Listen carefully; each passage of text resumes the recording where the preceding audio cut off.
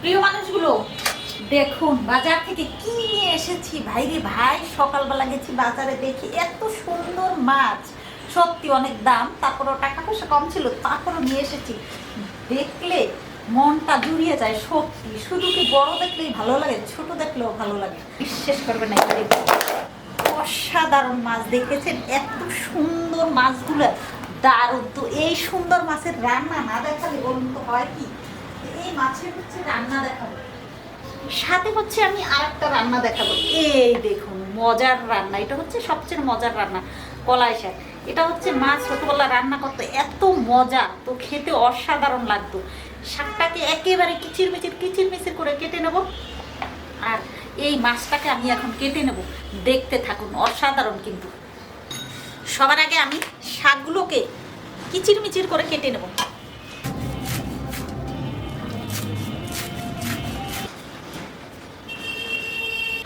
এখন হচ্ছে মাছটা কেটে নেব।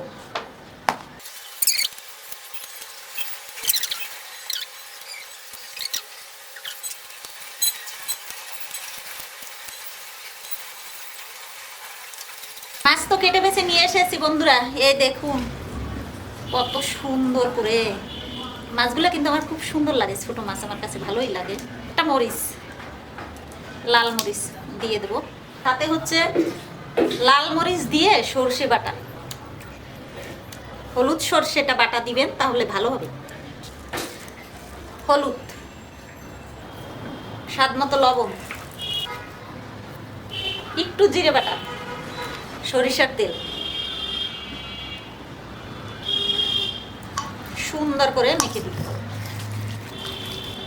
সেই সর্ষে ধোয়া বাটিটা দিয়ে জল দিয়ে দেবো।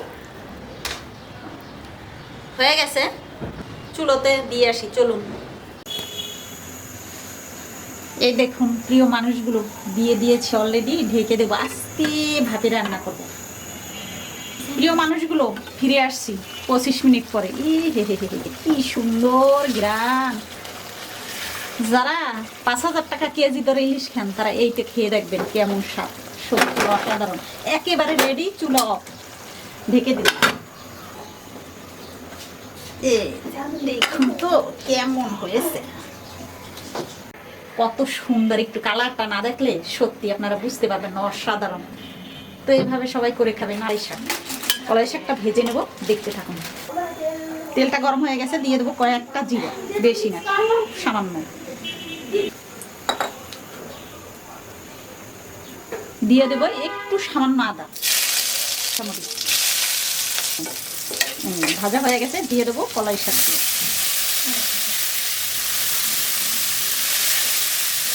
কলাই শাকের ছোট পিস, বেশি জাল দেওয়া যাবে না, তাহলে স্বাদ নষ্ট হয়ে যাবে, টক হয়ে যাবে। একটু সামান্য লবণ, একটু হলুদ। প্রিয় মানুষগুলো, কলাই শাক প্রায় হয়ে গেছে, একবার ঢেকে দিয়েছি জাস্ট।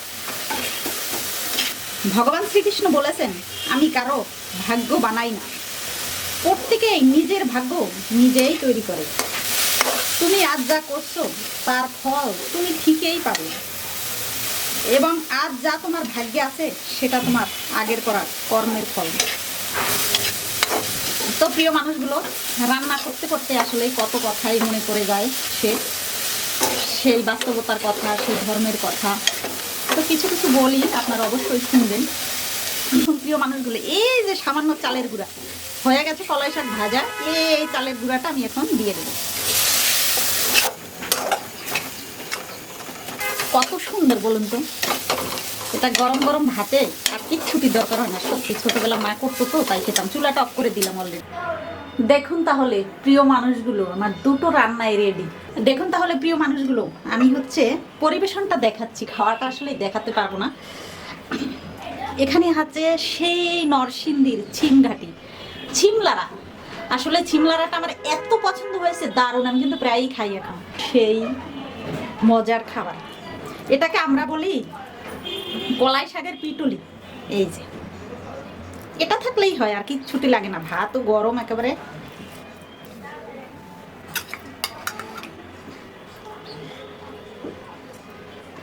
ঝোলটা দেখুন, সাথে থাকবে টমেটো, প্রিয় মানুষগুলো, আমার রান্নাটা কেমন হয়েছে দেখুন। দেখতে যত সুন্দর, খেতে আরও সুন্দর।